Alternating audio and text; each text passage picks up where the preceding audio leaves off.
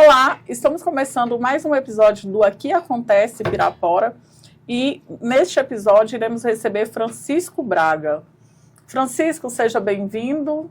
Obrigado.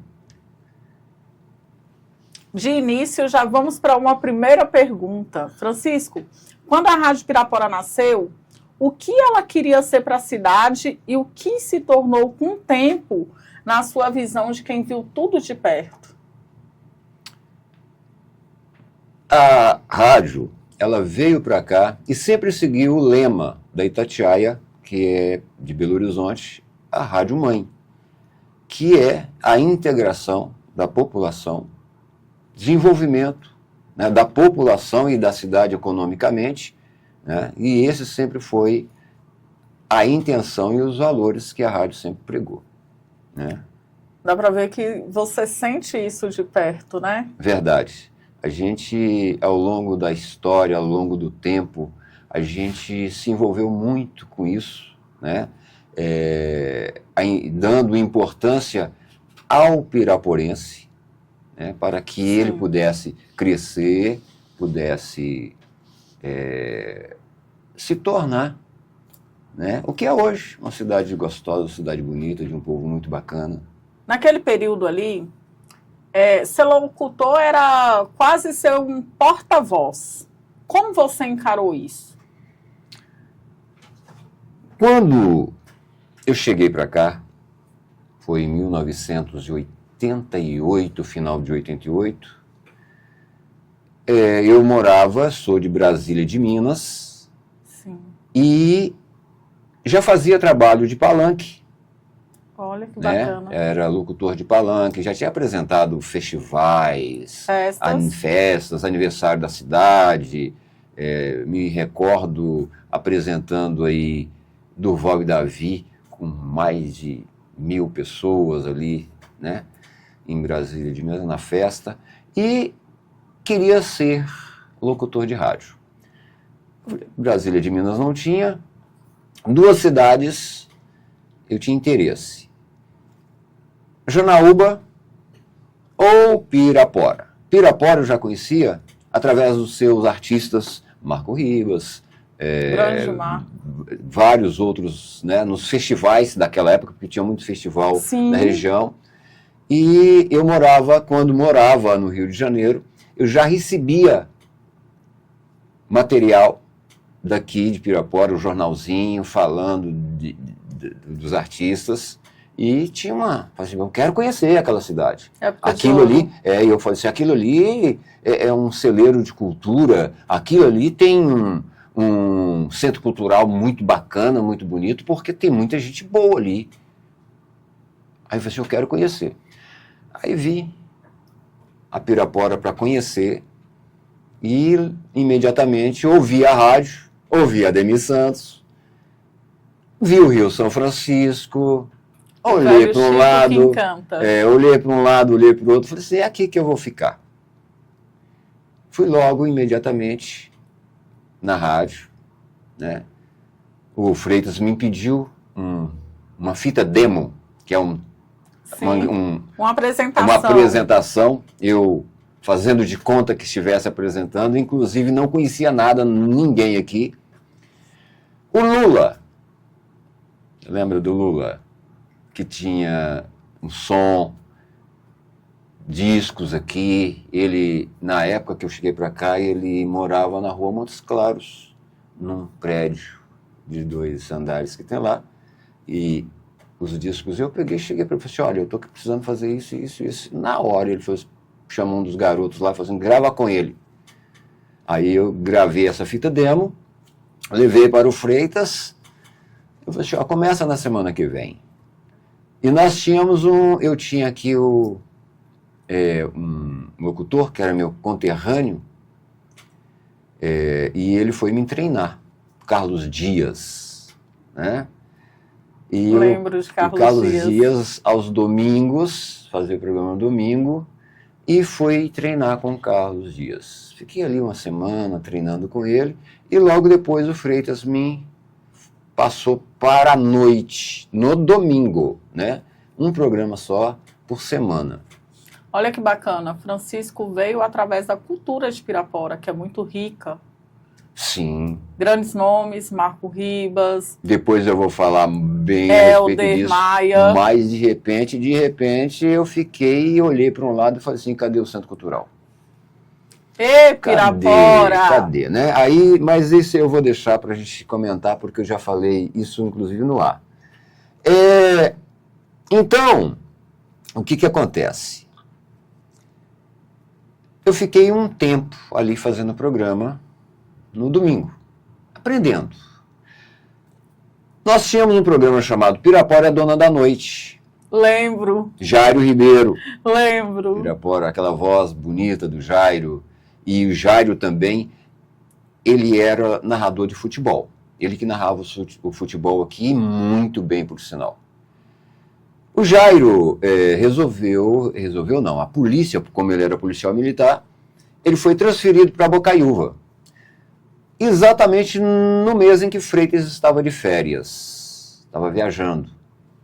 A Zélia, que foi uma secretária por muito tempo lá, o braço direito do Freitas, ligou para ele e disse, olha, está acontecendo isso. O Freitas falou assim, manda Francisco fazendo o programa aí, que quando eu chegar, eu resolvo. Aí fiquei, fazendo Pirapora é Dona da Noite. E tinha muita gente interessada no programa, porque tinha Carlos Dias no domingo, tinha o Valclécio Nogueira, que fazia à tarde, tinha o Barbosa, também que fazia domingo, né? Aí o que acontece? Eu fiquei fazendo o programa, Freitas chegou e ficou me observando. E eles queriam, mas aí passado aí um tempo, Freitas falou assim, o programa é seu, né? Se você vai fazer. Fiz durante um ano o programa. Foi muito bacana, gostei muito de fazer, né? E o que acontece? Por uma questão, talvez política, o Ademir foi afastado do programa, que chamava Rádio Informação. Naquela época, o quadro da rádio era o seguinte, Ademir Santos, de manhã, Kelly Cristina, de meio-dia até às 14, isso foi quando eu cheguei, né? Pepé Paraguaçu, fazia o Tarde Musical, depois tinha o Marquito, que fazia o sertanejo Marquito, ou revezava com Carlos Eduardo, que é o irmão dele, que foi o repórter de muito tempo aqui, e fez muito sucesso também aqui em Pirapora, né? Sim. O Carlos Eduardo. Aí o Ademir Santos saiu, e entrou no lugar dele o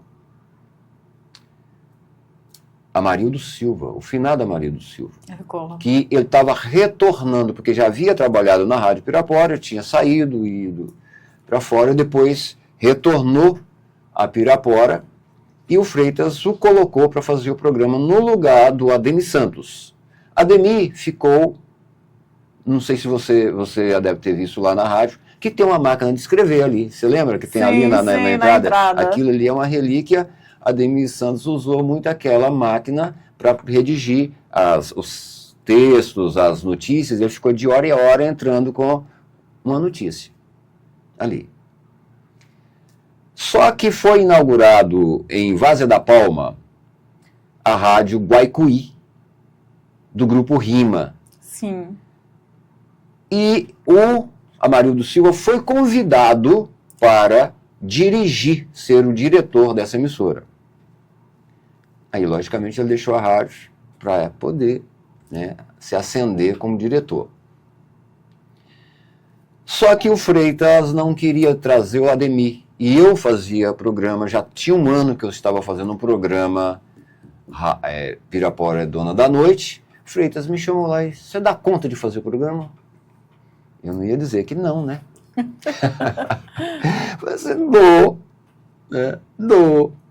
Aí eu falei assim, então amanhã você começa a fazer o programa. Fiquei durante 5 anos ali. Chamava na época Rádio Informação. Hoje o Ademir faz o Rádio Vivo. né? Sim. E o interessante é que durante esses... Eu fiquei esses 5 anos. Nesse meio tempo, em 1991, foi inaugurada a FM, a Bell Hill FM, a 102. 9 anos após a inauguração da rádio. Da rádio, que é bom frisar, inclusive, que... Isso que eu ia te falar, a data de aniversário correta. Correto. Oficial, 19 de abril de 1982. Então não é junho? Não. Gente, o aniversário da rádio não é no mês de junho. O oficial é dia 19. Foi quando a rádio fez a primeira transmissão aqui, né? E a Bell Hill entrou com uma perspectiva de mudança. Nós tínhamos ali locutores que já haviam trabalhado na Rádio Pirapora e que havia saído de uma forma assim, não saiu satisfeito com a rádio, foi mandado embora, e tinha uma certa mágoa. Entra aquela rivalidade. E me recordo que eu estava lá fazendo o programa, tinha alguns lá que ligavam, Rádio Pirapora, bom dia, olha, nós vamos acabar com a Rádio Pirapora. Eu ia acabar. Bem coisa de concorrência. Vamos acabar com a Rádio Pirapora. Era o sonho deles, né? E nossa, o que aconteceu? Quando aí entrou a FM, estava bem, fizemos uma reunião, Freitas chamou todos para uma reunião. O que vamos fazer? Como trabalhar a partir de agora, que agora nós somos concorrente. Então, foi feita algumas diretrizes, né? Música de qualidade. Música, que perfil nós vamos querer atingir? O consumidor. As pessoas que estão no mercado de trabalho, né? Que consomem. E os garotos, os meninos, você deixa para lá. Aqueles que gostam de rock, de muita coisa, você deixa para eles lá. E assim fomos. E ficamos por muito tempo. Né? Eu vou ficar falando aqui, você não vai me perguntar.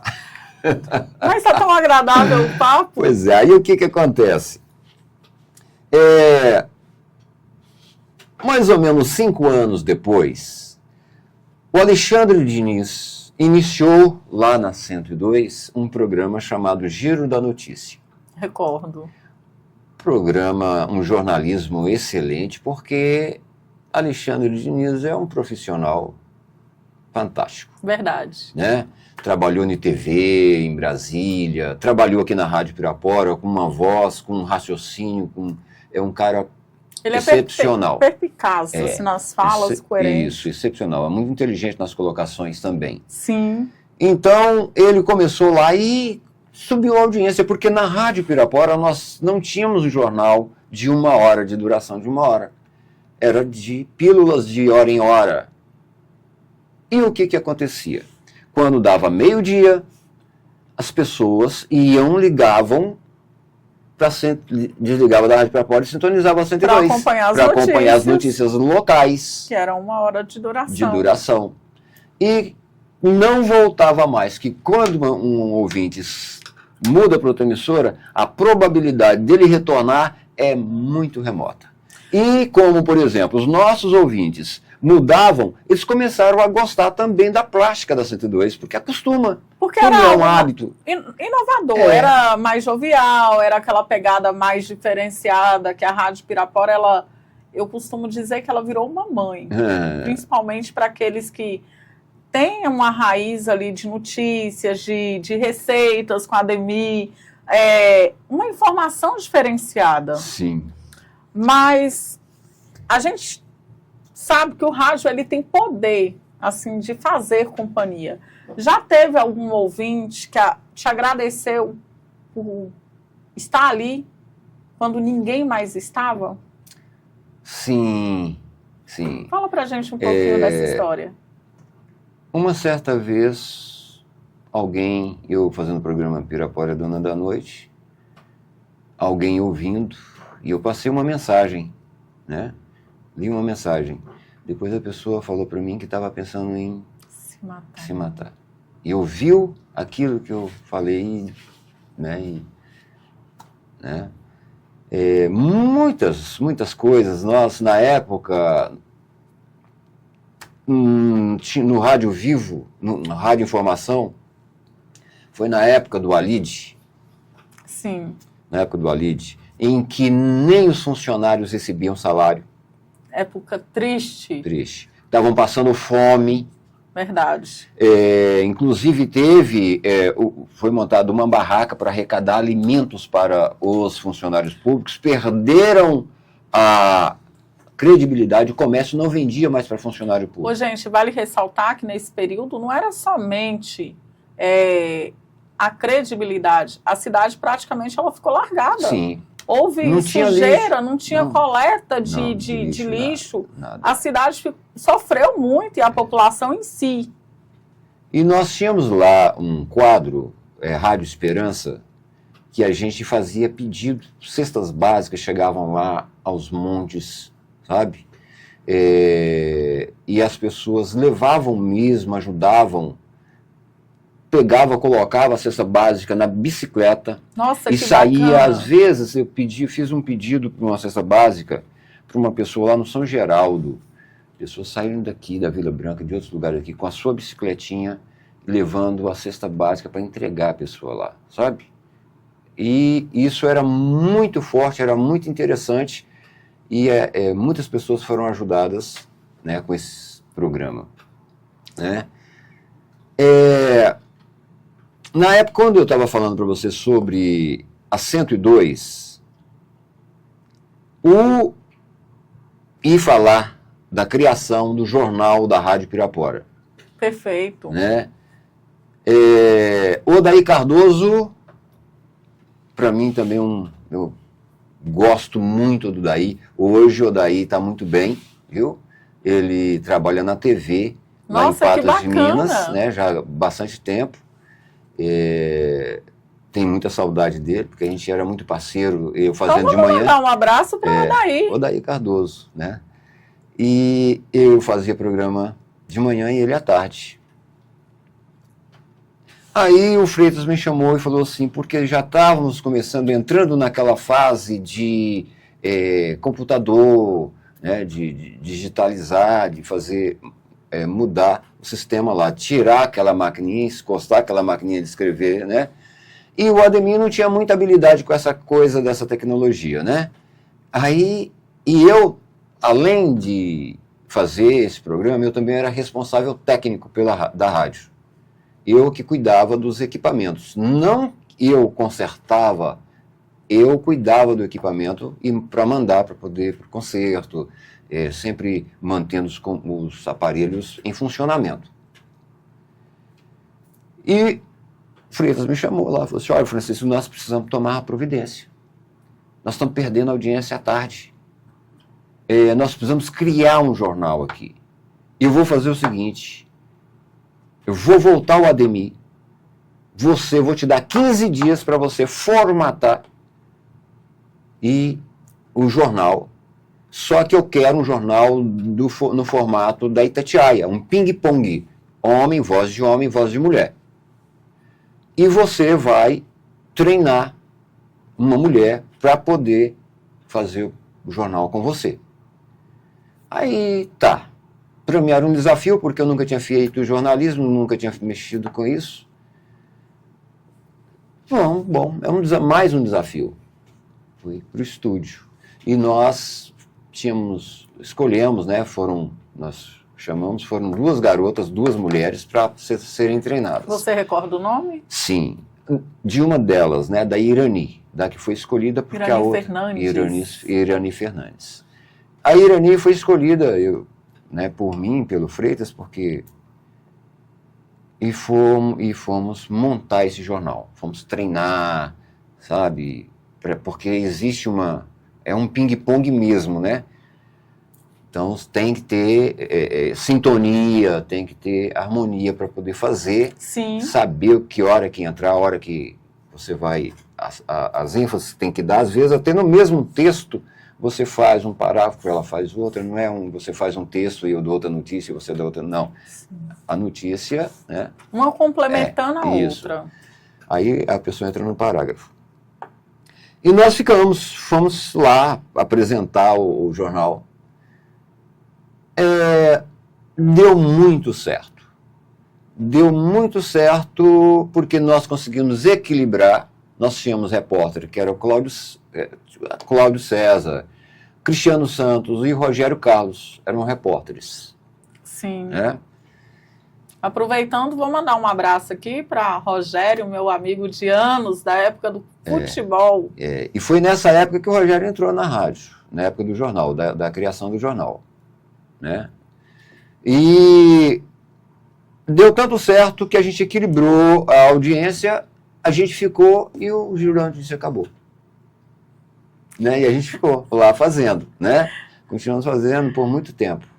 Tem alguma cobertura que você fez que te emocionou, assim, a ponto de você quase não conseguir falar?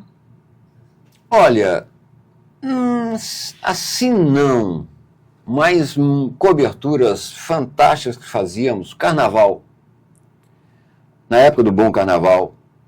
Que carnaval, gente. Era maravilhoso, sabe?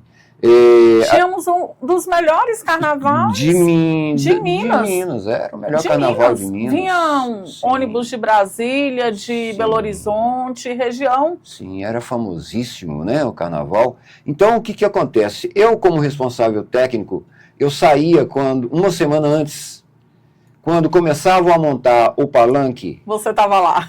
Eu já estava lá. Só ficava esperando montar o palanque para saber qual é a posição do palanque. Por quê? Todo o esquema era montado a partir dali. Localização, a gente não tinha links tipo os links que tem hoje com transmissor e receptor. Sim. Como é que funcionava? Chamada LP. Naquela época era Telemig. LP é uma linha provisória. Sim. Então, se a gente queria transmitir lá ou do campo de futebol, ou lá da avenida, ou de qualquer lugar, ou lá da cobertura das eleições, na época, que a gente fazia também de forma magnífica, a gente teria que fazer uma semana antes o pedido da Telemig, da linha, que eles ligavam o local onde a gente ia transmitir até o estúdio da rádio. Então, eu tinha que testar isso aí tudo com antecedência. Não. Então, a gente ia lá uma semana antes, eu tinha que medir a quantidade de fio, de microfone, quantos microfones iam usar, repórteres no palanque, repórter embaixo ali, repórter lá no início, onde os blocos... No início da avenida. Onde os blocos começavam ali, estavam se organizando. Então, era um aparato grande, sim, sabe? Para fazer essa cobertura. E era fantástico, a gente ficava emocionado, fazia com muito carinho. E também as coberturas das eleições, nós, contando o voto impresso na época, a equipe nossa nós tínhamos um especialista na máquina de escrever, né? Que a Zélia era muito rápida, né? Na máquina de escrever, não, na calculadora. Então, ficavam as mesas espalhadas aqui no poliesportivo. Sim. Então, as mesas ali espalhadas, aquele monte de repórter. Então, você não podia perder. A hora que terminava uma urna, que dava lá, você já tinha que pegar logo, correr lá, ela já dava, o repórter ficava ali, já dando o resultado daquela urna, somado todos os votos, e no final a gente dava o resultado primeiro do que a Justiça Eleitoral, né? Então, para nós... Era a emoção da eleição. Sim, para nós isso era fantástico, e fazemos com muito carinho, né? A Rádio Pirapora, ela atravessou várias crises. Teve enchente, apagão, sim, teve a política fervendo, sempre a política. Como estar no ar quando o povo mais precisa de uma palavra firme ou de esperança? A gente fica emocionado porque quando uma pessoa sai de casa e vai até a rádio, é a última esperança. Ela já tentou de tudo. Então ela vai pedir socorro, sabe? Eu, nessa minha volta, desse meu retorno para a rádio, estava fazendo o programa lá, meio-dia. De repente o telefone toca, uma senhora chorando. Me ajuda, por favor, eu estou aqui sozinha, eu sou cadeirante, estou aqui abandonada e tal. Me chorando. Sou diabética, não sei o que e tal. Eu disse, onde é que a senhora mora? Peguei o telefone e terminou o programa, fui direto para a casa dela. Cheguei lá, a casa toda fechada, e ela de cadeira de roda, ela não tinha como abrir as janelas, sabe? E tomava insulina. Ela tinha que aplicar insulina, sabe? E eu peguei e fiz... Aí eu falei assim, não é possível. E família toda aí. Aí eu entrei em contato inclusive com a igreja dela, porque ela era evangélica também, com o pastor. Falei assim, olha, a situação dela é essa e essa e essa. Pastor, não vou mandar urgente alguém aí. Liguei para a ação social, assistência social, expliquei, né? Poucos dias a gente estava lá, aí uma senhora entrou lá com a Raquel me chamou, porque ela não sabia o que mais fazer, porque já tinha ido à polícia, ela estava com medo de morrer, ser morta pelo ex-companheiro. Meu Deus. Estava querendo pedir ajuda para conseguir uma passagem para sumir daqui de Pirapora. Porque não tinha medida protetiva que pudesse, sabe? Então isso mexe com a gente. A medida protetiva, ela te ampara, mas se a pessoa tiver na intenção de fazer... Não evita. Não evita nada, sabe? Não adianta muita coisa. Então, esse tipo de coisa acontece constantemente na rádio. E a gente está ali e faz o que pode, sabe? Para poder ajudar. É muito gratificante a gente ser radialista e poder ajudar alguém, entendeu? E confiar, porque uma das coisas que a rádio hoje, até hoje, ainda mantém é o que a gente chama de credibilidade. A gente nunca abriu mão disso, sabe? Não é ser só voz, é ser ouvido, né, também, e ser ombro. Sim, né? Então a gente tem credibilidade que muitas vezes ouvintes ouvia uma notícia em outra emissora e ligava para a Rádio Pirapora para saber se era verdade que eles estavam falando na outra emissora concorrente. Então, para nós era mais do que gratificante. Ademir, ele é patrimônio público de Pirapora e da Rádio Pirapora. Sim, sim. Mas fala para a gente de uma figura marcante, além do Ademir, que virou parte da sua história junto com você. Eu acredito que Odair Cardoso, pelo fato de nós termos sido contemporâneos na rádio, sim, né, a gente era muito parceiro, eu ouvia o programa dele e comentava com ele algo que não estava legal, que estava bom. Ele fazia a mesma coisa no meu programa, então era uma parceria, né? Então isso ficou bem marcado, né? O Valclécio Nogueira, né? Hoje quase ninguém fala dele, fazia um programa no domingo à tarde, entendeu? Era muito bom, muito alegre, muito animado, sabe? O Pepe Paraguaçu também é um cara que alegrava. A voz do Pepe é uma coisa diferenciada que é só dele, mas o Odair Cardoso também tinha um timbre muito parecido, né? a primeira vez que eu ouvi Odair Cardoso no ar, eu estava lá na praia, lá, e Odair fazendo o programa. Eu falei assim, mas Pepe Paraguaçu, ouvi um passarinho verde, porque está muito alegre hoje. Quando eu cheguei lá, era o Odair Cardoso que estava iniciando, fazendo o programa, né? Fala pra gente mais um pouquinho da história. Você trouxe um livro. Sim, inclusive, anterior a mim, nós temos aqui uma equipe... Gente, olha que lindo esse livro. Aqui é a Rádio Pirapora pela ótica de Gesselito Freitas, né? Sim. E nós temos aí, essa foto que você está vendo aí, é a primeira equipe, essa de baixo aqui, a primeira equipe da Rádio Pirapora. Nós temos aqui a Ademir Santos, o Marquito, nós temos o Alexandre Diniz e o Nelson Costa também. E aqui a Lu Marques, a Maria Luísa, uma atriz maravilhosa, ela participava do teatro em Buritizeiro, né? E também foi uma das primeiras. Essa foto é bem antiga, você vê que a Ademir tá novinho aí, né? A Ademir tá novinho. Gente, que memória linda.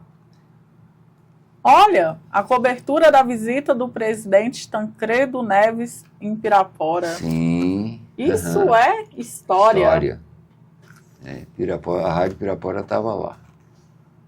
Gente, cartão de Januário Carneiro a Freitas, falando da equipe que cobriu a primeira reportagem externa para a Rádio Pirapora.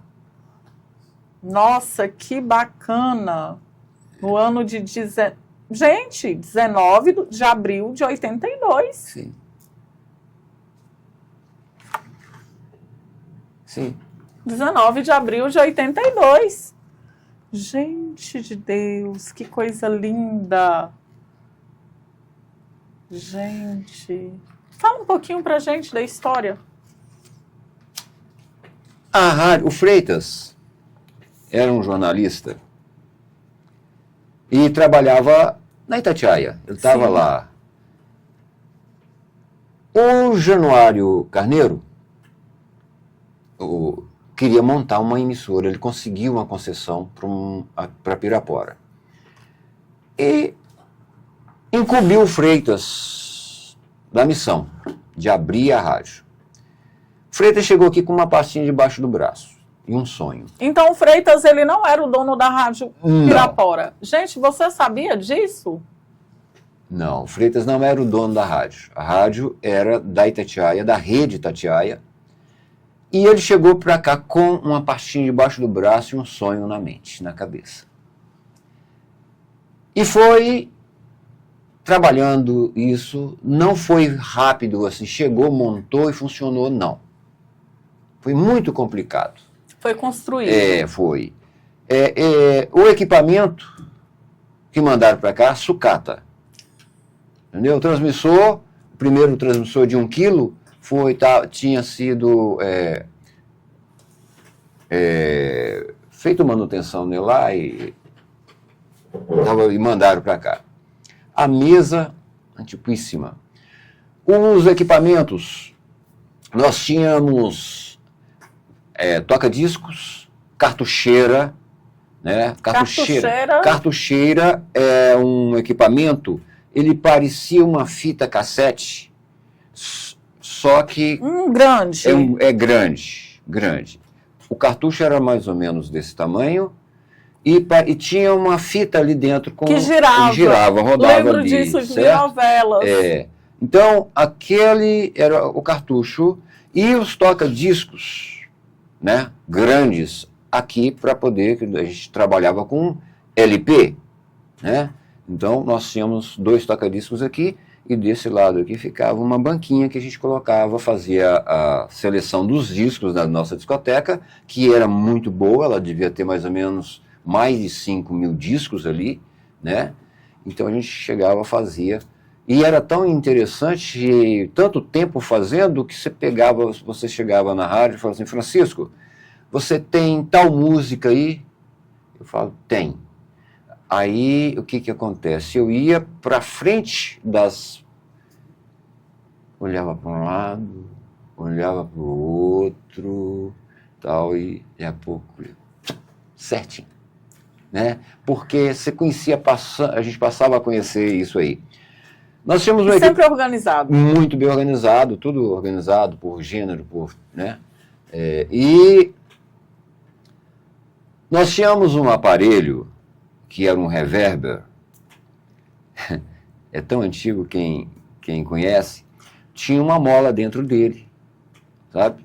Quando se falava, a mola era flexível e ela vibrava, então dava um efeito na voz. De tão antigo que era. E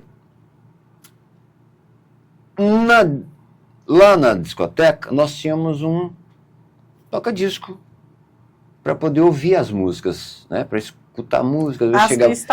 As que a gente ia fazer seleção, porque a gente, nem todas a gente conhecia. Né? Vinha muita coisa. Muita coisa, muito disco. Anos 80. Eles mandavam, as gravadoras mandavam discos. Anos 80, sim. Uma música que tocou demais. Eu não posso te falar porque, assim, por ano... Então fala uma antiga pra gente, que você fala assim, foi a música do momento. Porque eram tantas, entendeu? Hoje são tantas, eu acredito que todas. Todas, porque a rádio só tocava música boa. Verdade. Muito bem escolhida. Época entendeu? De música boa, então você chegar a lembrar uma música assim, específica de uma determinada época, é bastante complicado. Creio eu que Zezé de Camargo e Luciano foi a febre. Sim. Na época eles estavam iniciando... Na época do É o Amor. Em mais ou menos em 1990. Nessa década aí, 80 para 90. Que 92, eu lembro que veio assim, a primeira música. É o Amor. Sim. Então, lá a gente tinha um toca-disco, você lembra? Que tinha um bracinho que você puxava para trás aqui. Duas coisinhas que... agulhinha, agulha. Isso. Aí você puxava o bracinho para cá, ela começava a rodar. Isso aí, colocava lá, voltava. Entendeu? É de tão antigo que é, né, essa coisa. E hoje é muito diferente. E acredito eu que hoje o locutor ficou preguiçoso. A facilidade. A dinâmica do locutor, porque não tem nada escrito. O locutor antigamente tinha que ler, certo? Jornal vinha assim, você recebia jornal, às vezes o jornal atrasado, certo? Então o locutor tinha que ler. Eu quero falar sobre determinado assunto. Eu preciso entender, ter conhecimento, eu não tinha nada, eu não tinha nada escrito. Sim. Então eu tinha que ler, tinha que saber, tinha que falar com convicção. E aí o que acontece? E hoje nós vemos muito isso, muita informação, algumas sem veracidade, sim. E na maioria são postadas aleatórias porque alguém postou, outro repostou, e nada de credibilidade. Sim. Aí você tem ali a dinâmica do locutor. Sim. Daquela época era o quê? Você, dois toca-discos, você pegava o disco aqui, olhava, pegava a música, tal, colocava aqui, pegava outro, colocava aqui, às vezes estava tocando uma propaganda ali na cartucheira, né? Aí o tempo você colocava outro aqui, colocava no lugar e ficava ali esperando. Terminou aqui, e eram duas cartucheiras, você colocava um cartucho em uma, um cartucho na outra e tal. E tudo programado pelo escritório. Tinha um caderninho ali com as propagandas que tinham que ser tocadas naquele determinado horário. Aí você ficava ali, tocava, colocava... E não confundia? Não, rodava a música e falava o nome da música. Você vai ouvir com Zezé de Camargo e Luciano e tal. Gini Gênio. Gini Gênio tocava. Está terminando a música, que você tem que parar. O que vai parar? Eu vou entrar no ar, o que eu vou falar? Certo? Vou falar sobre determinado assunto. Aí você tocava no assunto, né? Ou entrava com um quadro do programa, né? E era dinâmico. Terminou de falar, você tem que tocar outra música. Já tinha que estar com a música na agulha. Lá na agulha, lá você não tinha espaço, você não tinha tempo, não tinha intervalo ali, né? Então você era muito dinâmico. Hoje está tudo no computador. As músicas você não precisa nem seleção de música, hoje tem muitos locutores que não fazem. Virou uma mão. Né? Tá tudo ali. Então, o locutor hoje está fazendo lá no estúdio, no Facebook, ou então no WhatsApp, depois ele entra vazio, sem conteúdo, e fala um monte de abobrinha, ou então pega a notícia, replicando notícia, pega né? a notícia da internet que está ali, já pronta, já no tamanho certinho para ele poder falar. Então, mentalmente preguiçoso e, assim, acomodado. Hoje, né? Mudou muito os por tempos isso. de internet, de TikTok, ficou complicado. E é aí que a rádio se reinventa. Você acha que ainda existe espaço para o radialismo raiz, aquele feito de coração sem algoritmo, aquele que traz verdades e entra de forma diferente? É claro que resgatar aquilo que era antigamente, né, o glamour, a graciosidade, eu acredito que não. Porque a gente precisa acompanhar a evolução tecnológica, né, e isso não tem como retroagir. Mas tem muita gente nova querendo ainda ser comunicador.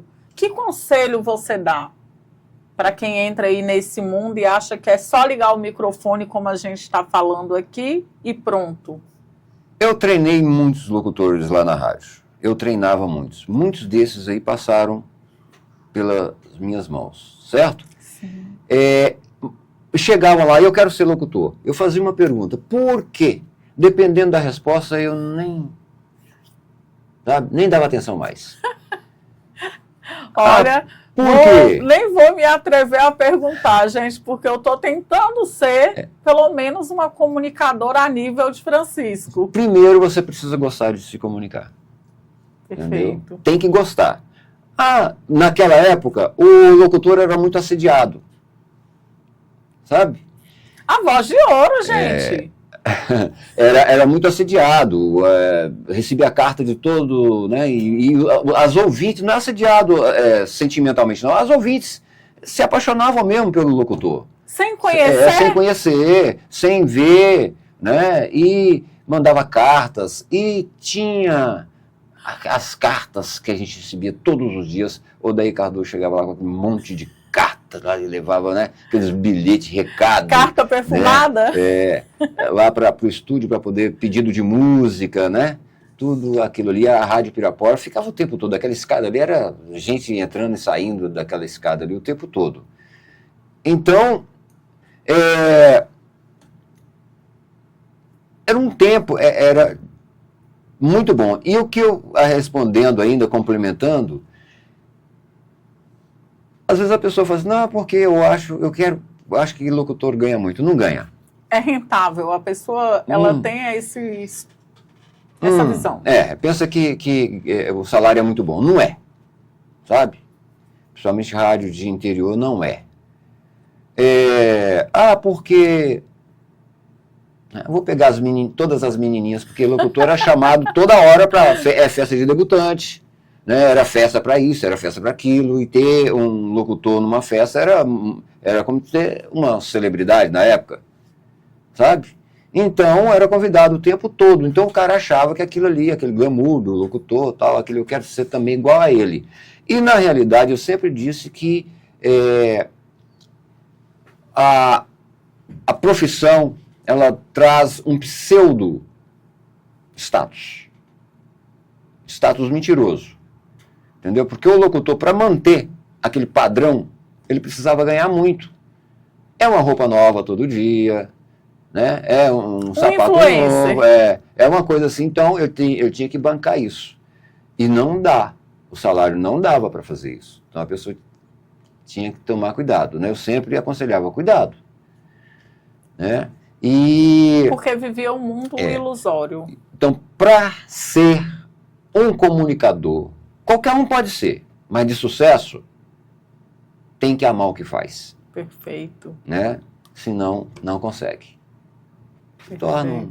Fala, mas não consegue convencer, né? Porque, inclusive, às vezes pessoas chegam lá, hoje mesmo na rádio, a pessoa quando não tem o hábito de dar entrevista, chega e...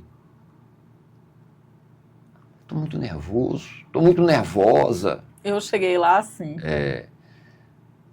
Aí eu costumo dizer, eu falo assim, eu também quando fazia para rádio, fazia programa, que hoje eu não faço mais programa, eu tinha um medo de um dia eu sentar na frente do microfone e não sentir ansiedade, ou medo, ou receio, ou não ficar nervoso. Eu tinha medo. Porque torna comum. É porque isso é a preparação da mente para entrar em ação. Dura aí. Qualquer palestrante sabe disso. Dura aí 5 minutos. Se ele conseguiu vencer os 5 minutos ali, ele deslancha, né? Então, e eu ficava com medo de não sentir. Porque se eu não sentisse essa ansiedade, esse nervoso, eu teria deixado de ser humano. Eu teria me tornado uma máquina. Então eu não ia trazer emoção para ninguém. E rádio é isso. É você trazer, levar a emoção através da tua fala, das tuas colocações para a outra pessoa lá, porque você mexe com o imaginário da pessoa. Ela não está te vendo. Então você cria uma imagem daquilo que você faz na mente de cada um. Você nunca... Rádio, tem gente que tem essa mania. E quando você estiver também fazendo o seu podcast, nunca chega e fala assim, vocês que estão aí. Não, vocês não, é você. A comunicação é direta, porque você está falando, cada pessoa que está te ouvindo, está ouvindo e vendo você de forma individual. Verdade. Né, de forma individual. Então você faz uma comunicação, é como se você estivesse conversando com a pessoa. Né? Então, quando, por exemplo, você está no ar, você cria um ouvinte imaginário. Certo? Você cria um ouvinte imaginário, porque você está sozinho no estúdio, vazio, e você está comunicando, você está falando com alguém que você não sabe se está lá ou se não está, mas você está falando. Então você fala com esse ouvinte imaginário. Então esse ouvinte imaginário, ele tem uma faixa etária, você tem que criar uma faixa etária. Qual é a faixa etária do meu ouvinte?